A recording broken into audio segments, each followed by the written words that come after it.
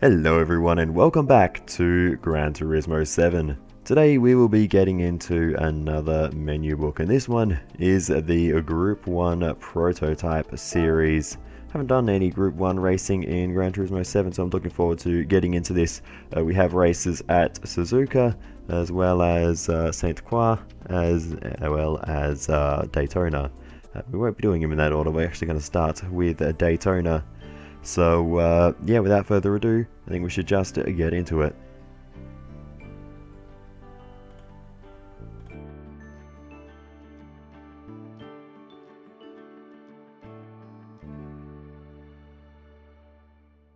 So, as I mentioned, the first race we'll be doing is at the Daytona Road Course, and unfortunately attempt number 1 was not anything too fancy. We only finished in P7, which is not ideal, but we did get a 6-star roulette ticket for our daily marathon, which is just ridiculous. That's incredibly rare, and it seems to only happen when you do something new in the game.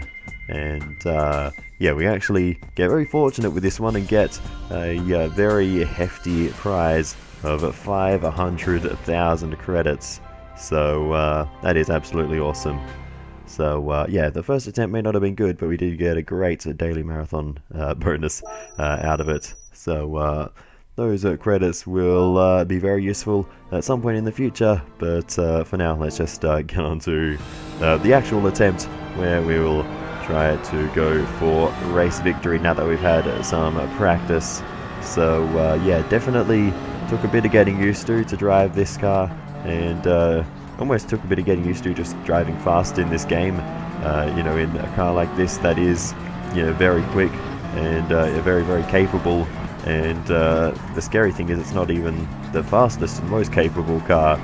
It's because it's the hypercar, not an LMP1. I'm pretty sure the LMP1s are faster. So yeah, it will be interesting when I get to drive one of those at some point. But anyway, going for a very hesitant look down the inside, but ultimately not going for the move.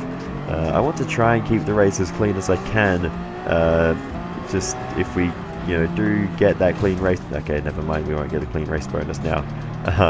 Because the prize pool for these races is pretty big.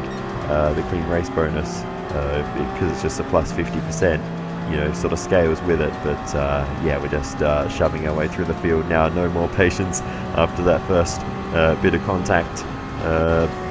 But anyway, we continue to move on, and after a very brief 3-wide moment, we make another couple of overtakes, and the hypercar straight line speed really paying off for us there, and we're up now into 14th position. So doing well so far, and we just need to keep pushing on and get ourselves into the fight at the end, basically. So we'll see how this goes. We've got another cluster of cars in front of us. I'm struggling probably mostly with like the corner exits. This car feels a little bit sluggish at times, but anyway. And the other thing is getting on the brakes a bit early, as we were doing there. So a few things to get used to still, and sort of just the mid-corner speed as well. But that's probably just a result of getting on the brakes too early as we shove our way down the inside there. And we're now up into 11th place. Got P10 right in front of us, and we'll get through on the inside very easily there. So as we continue to push on, we continue to make positions around the outside, and we've actually accumulated a half-second penalty for a bit of track limits or something. But anyway, we'll have a very brief moment on the brakes right there, and we'll get going again. And you can barely notice we even paused there, because we're still gaining on the car in front down the inside of turn 1, and that's a move up into 7th place now. So decent progress. We're already up to where we finished in the previous one, so that is great. So we continue to push on. Got P6 right in front of us, almost pushing them through.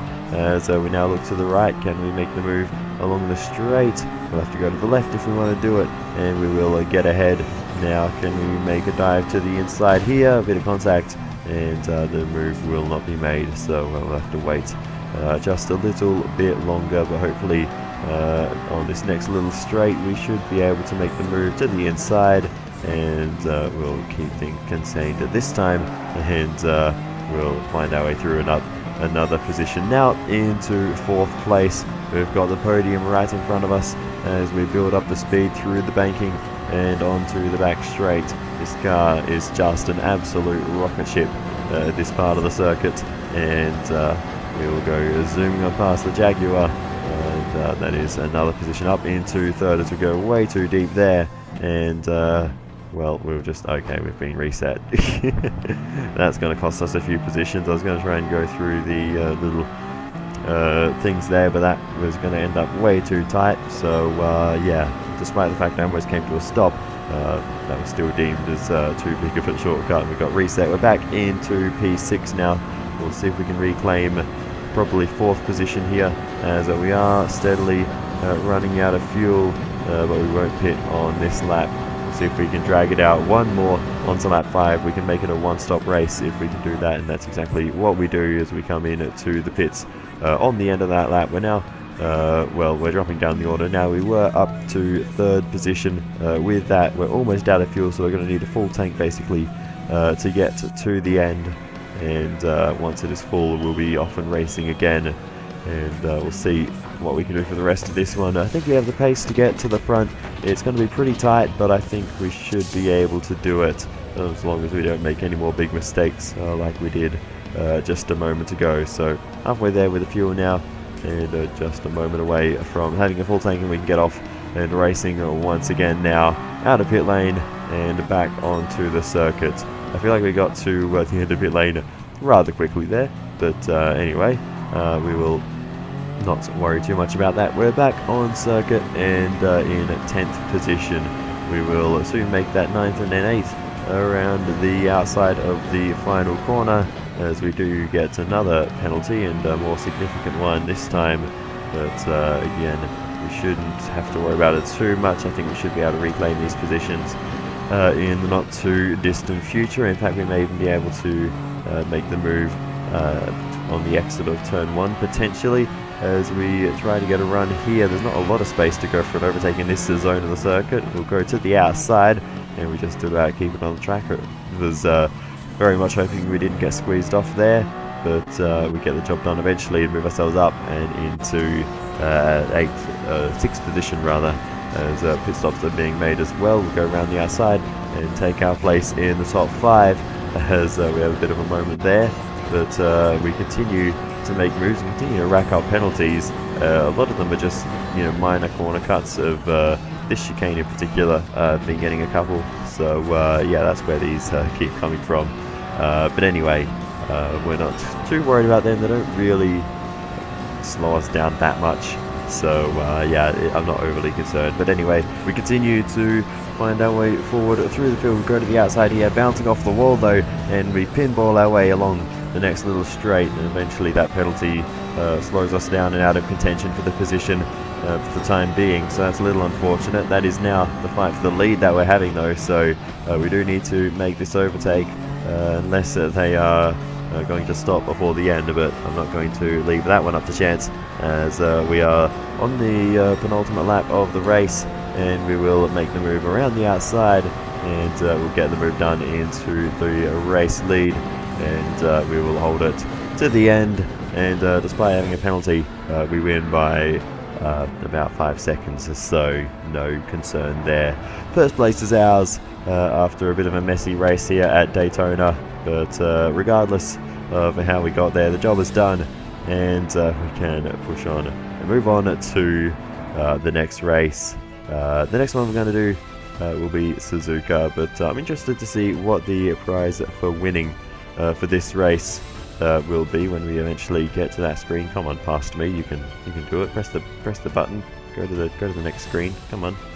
We get the fastest lap of the race, of course. With that, not that we get any form of bonus for doing that, but here we go. We finally go to the next screen, and the prize is actually only 115,000. Probably not as much as I would have thought. I mean, we got that for the World Touring Car 700, I think it was, we were doing recently. So yeah, the prize seems to be more dependent on maybe the length of the race over the cars, which is interesting because they were 10 lap races as well. But regardless, we move on then to the next race at Suzuka. We're underway, and we'll see if we can make progress early in this one.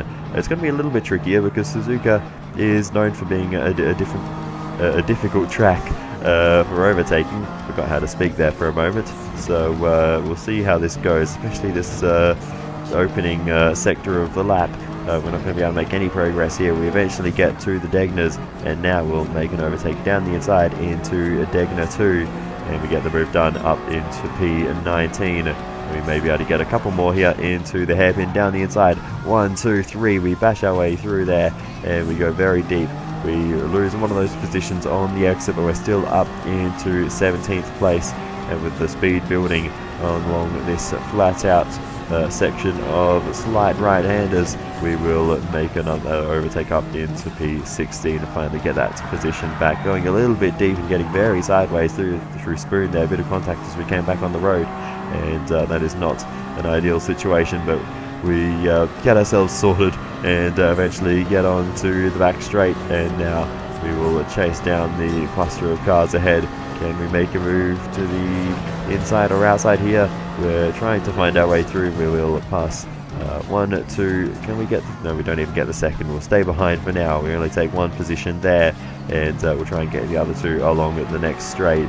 Just, again, being sort of fairly cautious on the brakes and braking a bit early there into the Casio Triangle. We definitely could have gotten ahead of these two cars. But anyway, we do eventually and move ourselves up into P13. And we go down the inside of another one up into P12. Can we make it P11? Yes, we can.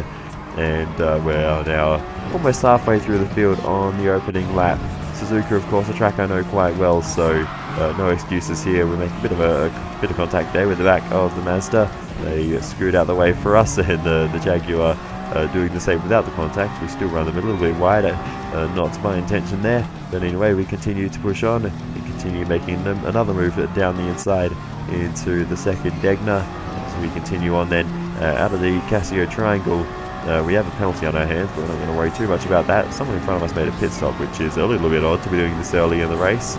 But anyway, we get ahead of the Nissan R92, and sure enough, we continue to make these moves through the field. We're up onto the podium now with the pit stops combined with the overtakes we've been making, but we're starting to struggle at this phase of the race, and we are actually overtaken for the first time, which was quite alarming, to be honest. It's not something I'm used to, but anyway, we will eventually make our pit stop and move on to another set of tyres, because these ones have clearly seen better days. In fact, the front tyres are completely dead, so no wonder we're being overtaken. These tyres have no more life left in them. Unlike at Daytona, I guess there's probably a lot less flat out running here, but the fuel is nowhere near as empty as it was there, and we only need roughly 3/4 of a tank to get to the end. So yeah, the fuel is much easier to deal with here, and that will play into our hands a little bit, I think. But anyway, we go for a move down the inside into the hairpin. That moves us up into 4th position. So we're steadily reclaiming our positions, and it's hard to know with pit stops and with the potential tyre wear we're going to face at the end of the race where we really stand. But we'll do our best to work things out as we try and squeeze through on the inside. That's another move. We're now up onto the podium. We may find ourselves in 2nd place by the time we get to the Degners. A bit wide there though, and that slows us down, so no move into the Degners for us unless we go for a bit of a cut of the first Degner there. We get down the inside into the second. We make an absolute mess of it though, but eventually we do get ourselves sorted, power down, and the horsepower will help us maintain the position. So 2nd position now. We've got the race leader a little way up the road, so yeah, it's going to be, I don't know if we can catch up. This is going to be really tough because we don't have that pace, and as we continue on, they make a pit stop heading on to the final lap, and if it wasn't for that, there would be no chance of us taking victory. But as it is now, all we need to do is hold on to 1st place. So hopefully we can manage that. We make a bit of a mess of 1st corner, but hopefully that doesn't come back to haunt us. So we continue on to the Casio Triangle. We've got 2nd place right behind us, and we did have to defend a bit there, but ultimately we will come across the line to take 1st place. and we will win this one after probably a couple of tries. This one took as well, actually, to be honest, but this video is already going to be quite long, so I decided against showing too many previous attempts. But anyway, that is the first place for us, and it is actually an Australia 1-2. Not that I don't usually pay too much attention to the AI drivers in Gran Turismo 7, but that is just something I noticed. But yeah, I don't know what tyres everyone else is running.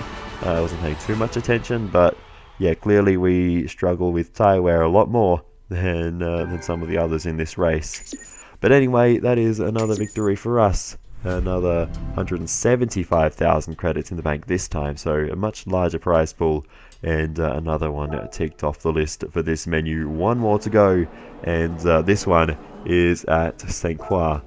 So let's get into it. The first attempt, I used the car I've been driving this whole time, the Toyota GR010 hybrid, but unfortunately that was no good. And eventually, many months later, I bought the Nissan R92C, whatever it's called, and that was no good either.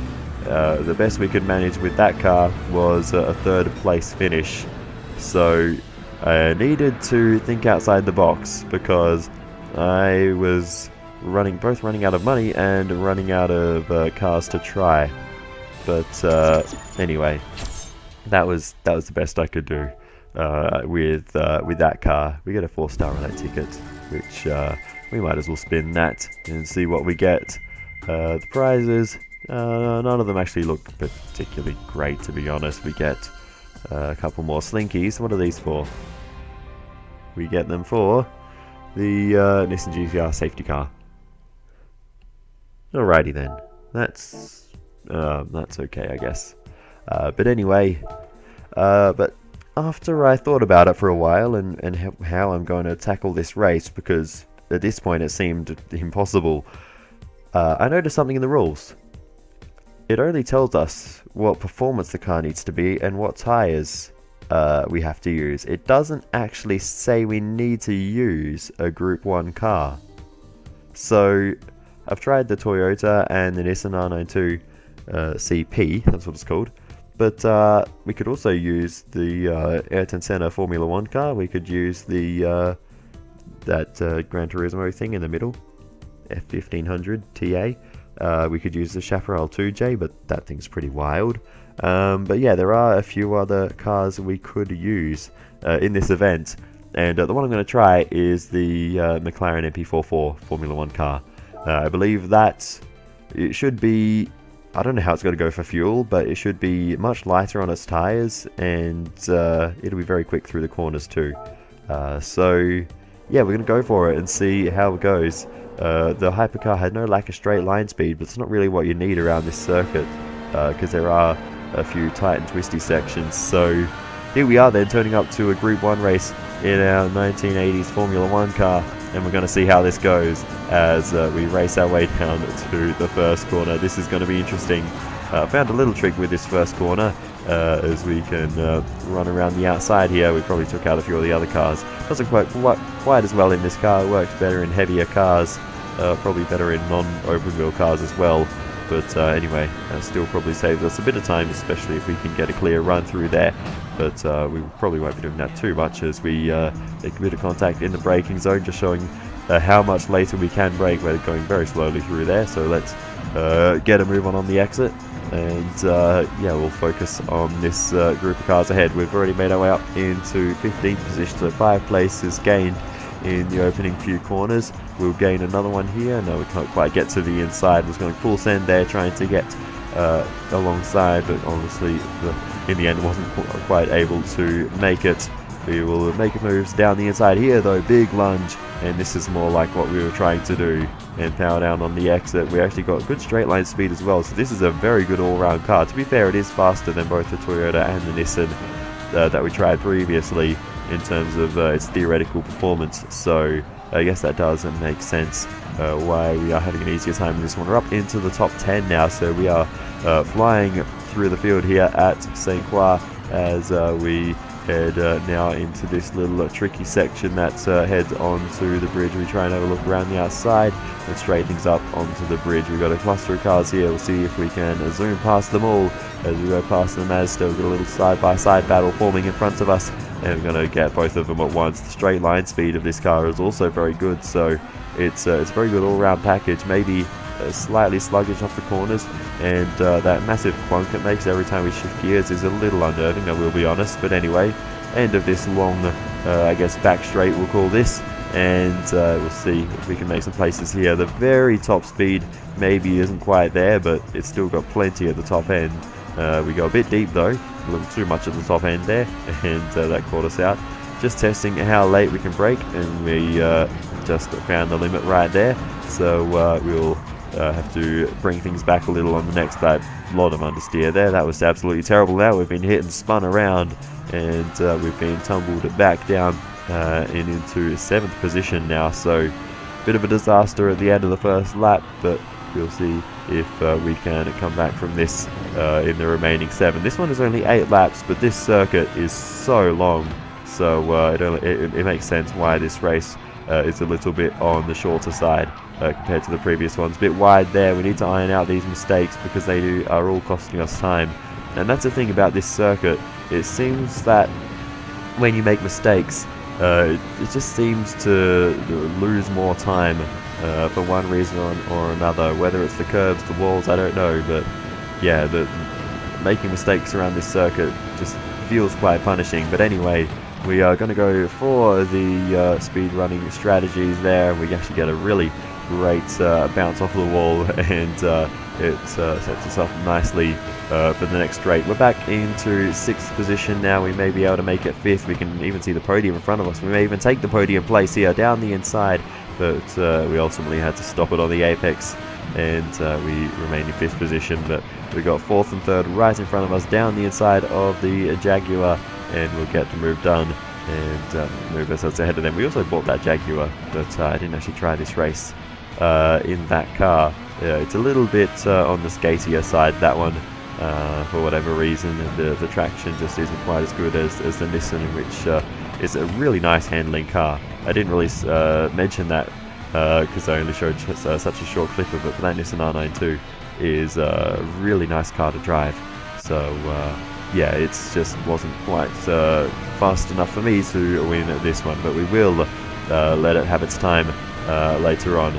But anyway, as we're continuing to push on through this race, we're up now into 2nd position with an overtake on the bridge there, a little bit deep into the left-hander afterwards, but we'll maintain the position, and into this long right-hander. We find ourselves in 2nd place with the race leader eventually in sight, and we'll make the move down the inside, and we'll find ourselves now in 1st place as we get a little bit sideways on the exit. But that is now on lap 3 of 8, the race lead. So we're in a good position, but the tyres are starting to wear out fairly significantly, so I don't know what the right call is in terms of tyre strategy in the past as we get re-overtaken there, because we just can't get through this part of the lap very well with these old tyres. We're just not as quick in this sector. As you can plainly see, we just can't carry that speed. But anyway, is it better to push on for one more lap on these tyres and drive slowly, or is it better just to make one extra stop? We're going to shadow our rival and make our way into the pit lane, because if they're pitting now, they're obviously doing a 2-stop, so we have nothing to lose by choosing this strategy. We'll fill up to the top on fuel, get a new set of tyres on, and the last stint of this race being 8 laps, the last stint will be just 2 laps, and our tyres should still be good enough to fight for the lead at the end. That is what I'm hoping for. Our refuel time seems fairly similar, so our fuel burn isn't any significant amount greater or smaller, so that is good news. Now we're going to start taking things seriously and try and make this overtake properly. I have a feeling we'll be able to get it done in a straight line here as we peek our nose out to the right, and we'll just quite easily take the race lead in a straight line. So we move on then to the end of lap number 6, the end of the stint on these tyres, and we still maintain the lead and actually have a little buffer on our side. So I think we should be able to hold on to this one. I love that song, by the way.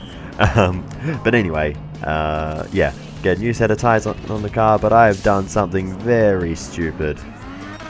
I've accidentally hit the button to say don't refuel, and we don't have enough fuel to get to the end, so I drove like a madman on that lap, and we're going to come in again to put 1 lap of fuel in the car.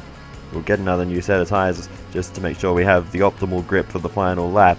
But it's going to be borderline. I don't know if we'll be able to hold on to the race lead with the margin that we have. So it's just a waiting game, really. We'll put that final lap of fuel in, a tiny bit extra just to be sure, and we'll come out of pit lane. And by some miracle, we've maintained the race lead. That must have been a mega lap that we just did, combined with the buffer that we brought out in the previous stint. But anyway, we move on to the end. And we were under pressure the whole way, but we're going to do it, and we will finally take victory in this event. You have no idea how long this race plagued me for. The final attempt was, I think, about 4 months after the first. But anyway, we finally take the gold. 210,000 credits for our efforts there. We're a multi-millionaire now. But there we go. The menu book is finally complete after all this time. Actually, technically, the menu book was complete after we won, or after we finished third with the Nissan. But of course, we always want to go for race victory. We got a 3-star relay ticket for the daily marathon earlier that day, so we spin that one, we get a small pile of coins. That's pathetic. So we're not going to pay too much attention to that.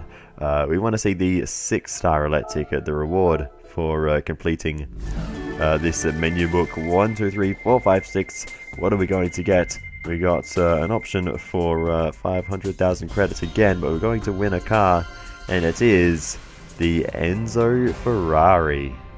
I said I wanted one of these cars, and the game was listening. This thing just looks insane. It's actually pretty old now. It's 2002. But it is an absolutely amazing car. I love these things. So that is absolutely awesome. Can't wait to give this one a drive in future. But as I sort of mentioned before, we do have 1 race left to do.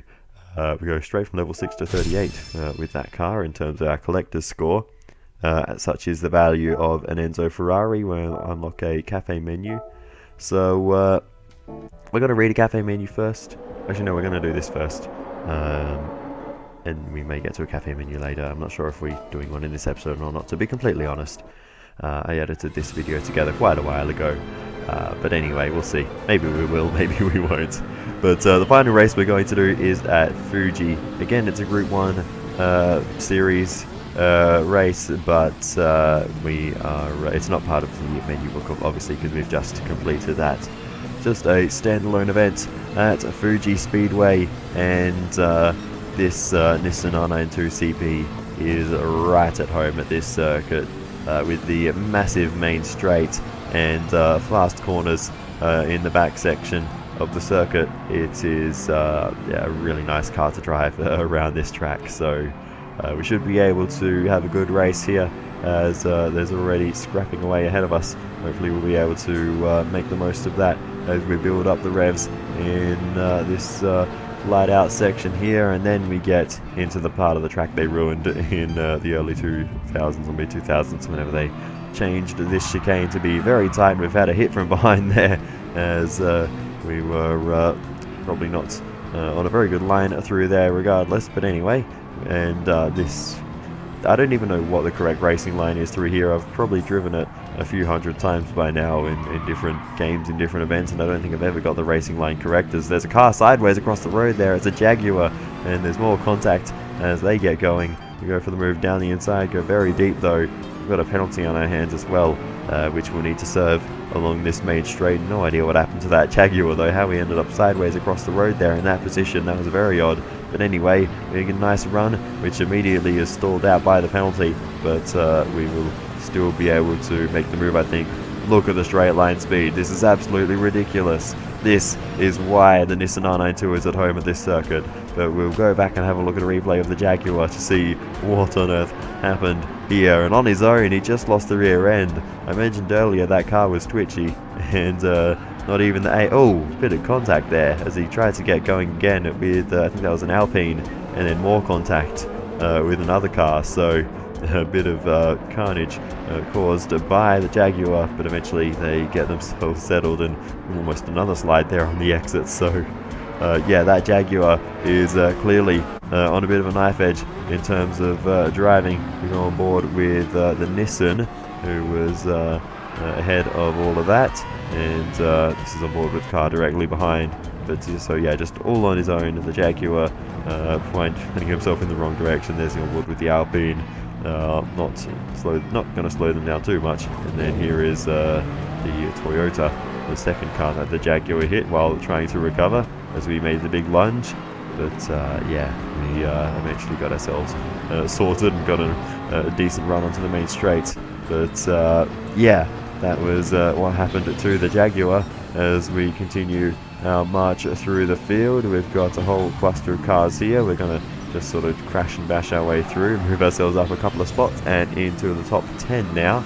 We may even grab 9th position as we're trying to look around, but we'll eventually make the move to the inside of this right-hander, and now around the big left U-turn, and we missed the apex there by an absolute mile. But anyway, we're up now into well into the top 10, and we're going to continue to make places along the main straight. The straight line speed difference is absolutely insane, as we're up now into 7th position, and we may be able to make it 6th by the time we get to the end of the straight, maybe even 5th, as the pair ahead are fighting their way. We've actually got another Nissan R92. They run wide, and we should be able to get a nice run on them on the exit. We get a bit of a squeeze, and I turned a bit too far to the right there, trying to give them some room. But regardless, we're continuing to fight away. We get pushed all the way off the road there, over the curb, but we'll eventually be able to make the move and stay ahead of them and up into 6th position now. That was an aggressive little fight there with our fellow Nissan R92. We're moving on. We'll make a move down the inside, and we have to back out of that one, and we'll try to get a switchback. Bit of fairly significant contact made there on the switchback. We're still fighting away side by side. This is a great scrap with the Nissan, but we still just can't get the move done. We'll see if we can line up a move into the final corner. If we can just get to the inside, we will. They open the door, and we get through and move ourselves up another position. That was a great scrap there, though, as we're continuing to battle this one out. We're up into the top 5 now, so after a lot of fighting away, we're onto the main straight once again, where this car will just zoom along, and the positions will just come to us naturally, up into 3rd position now. And as we continue on, we may have another opportunity to make places, as the race leader is in the pit lane. We'll make another overtake along the straight and take the race lead for ourselves up into 1st place now, as we're actually past the halfway point in this race. So yeah, doing quite well in terms of fuel mileage for this car, which is great. But anyway, eventually on lap 7, we will come in to the pit lane and make our stop onto a new set of tyres, and to refuel to the end. Our fuel is running very low, so it's very much due time for a pit stop. So that is exactly what we are doing with hardly any fuel left. That was right on the limit of running out and coming to a stop on circuit. But anyway, new set of tyres on the car, and we'll be ready to go once again as we refuel to just under the halfway mark. But it'll be enough to get us to the end with only 3 laps to go. So we've come out in 4th position, but on fresh tyres, and as we continue onward, we will be able to make our way up into 3rd around the outside here as we head towards this very awkward and tight chicane. I love Fuji, but I really am not a fan of that section of the track. But anyway, we've got 2 cars then left in front of us, one of which is in the pit lane, the L750R Hybrid. I don't know why the the Y in that is capitalized. That's kind of weird, but anyway, sure there's a reason for it. But anyway, now the race leader is the McLaren Vision Gran Turismo, which looks absolutely mad. We are trying our best to chase them down, but they're pretty quick. So we're going to have a last lap battle here for the race lead, and I honestly don't know if we have what it takes to catch them. We're pushing everything to the limits though on the ragged edge as we try to chase them down. They're looking nice and smooth and consistent, and we are ever so steadily closing the gap, though in the braking zone they're really hauling in some of that margin. And on the exit we try to look for a move. We might be able to go for it around the outside here, and we will take the race lead as we head now into the final section of track. I wanted to get it done before here because it's quite difficult to overtake in this tight and twisty section as we work our way through, and we just extend the margin as we are looking nice through this section of the race. Now there's the Jaguar down in last position, definitely not representative of where that car should be, but after a spin and potentially more trouble for them, it's not been a great run. But for us, we've only got one corner now between us and the finish line. We're rounding it now, the final corner, and onto the main straight for the final time, where this Nissan R92 CP is right at home in the shadow of the Fuji mountain. We are going to cross the line, weaving our way to it, and we'll take a race victory here in the final Group 1 series race here at Fuji. Nicely done there, and we take the race victory that I think this car deserves. Unfortunately, we couldn't take it at St. Croix. This wasn't the right circuit for this car, or wasn't the right car for the circuit. But yeah, the car is really great around this track, with a long straight suiting it. But anyway, 175,000 credits for that one, so that will go very nicely. But we do have a menu book in this one. It is for Corvettes. We get a 5-star roulette ticket for completing it. We've got all the required Corvettes, so let's see what we can learn about these cars. Collection Corvette completed. And there is our 5-star roulette ticket. We'll check that out in a moment. But here we go. Collection Corvette.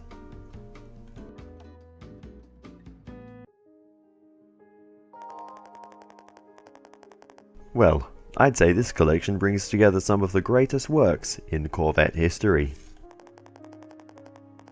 You've got the first Corvette to bear the Stingray name, a second generation C2. Then you've got the second generation C6, known for its light body and improved handling. And finally you've got a 7th gen C7, which debuted in 2013 to mark the model's 60th anniversary. A marvellous collection indeed. As everybody knows, the first generation C1 of 1953 was the brainchild of Harley Earl, a famous car designer for GM and a brilliant engineer. Keen to give the US its first mass-produced sports car, he poured everything into designing the Vette. Even after its release, he pushed the C1 to greater heights with regular updates to its design and engine. In fact, the Corvette's signature V8 engine and FR layout date all the way back to this first generation. Now, the second gen C2 from 1963 was quite a departure design-wise, and it established the Stingray name. Integral to this departure was a concept car by Earl's protege Bill Mitchell. I'm talking about the Corvette Stingray Racer. Fitted to the racing car chassis of the Corvette SS, a first generation project, its body was purposefully built by Mitchell for competition racing.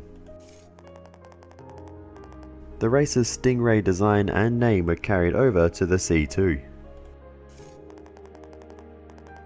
and subsequently influenced the styling of future generations of Vettes, such as the C3 of 68 and the C4 of 84. Like any great sports car, performance enhancements have been indispensable to the Corvette's evolution. Take the introduction of a well-balanced rear-mounted transaxle assembly in its 5th generation. Or the strong but lightweight chassis of generations 6 and 7, which put the model at the top of its class. Debuted in 2019, the 8th Gen C8 took a radical departure with the introduction of a midship V8 engine. Ford's invention of the assembly line in 1913, not exactly true, made cars a ubiquitous feature of the United States landscape. But it wasn't until 1953 that Chevrolet gave the country its first mass-produced sports car, the Corvette. Since its debut, the Vette has charted an unbroken line of pure sports car innovation. So, no wonder it has long been called the representative sports car of the United States. So, with all that out of the way, let's spin this roulette ticket. 5 stars, let's see what we get. I feel like we've spun a lot of roulette tickets in this one. And we are going to get a ticket to buy Lamborghinis. That's not particularly great. Okay, well, that was a waste. But regardless, that is going to bring an end to this one. It's been a long one. We've just ticked over 41 minutes now, so thank you so much for sticking around to the end. I know you have, otherwise you wouldn't be here unless you skipped to the end. If you did that, well, that's what you did. Yeah, I got nothing to say. Sure. Anyway, yeah. Outro. Thank you so much for watching all the way to the end. I really do appreciate it. Feel free to give me some feedback in the comments. As always, it's very helpful. Other than that, I'll see you next time for more Gran Turismo, Formula 1, Minecraft, and everything in between. Goodbye.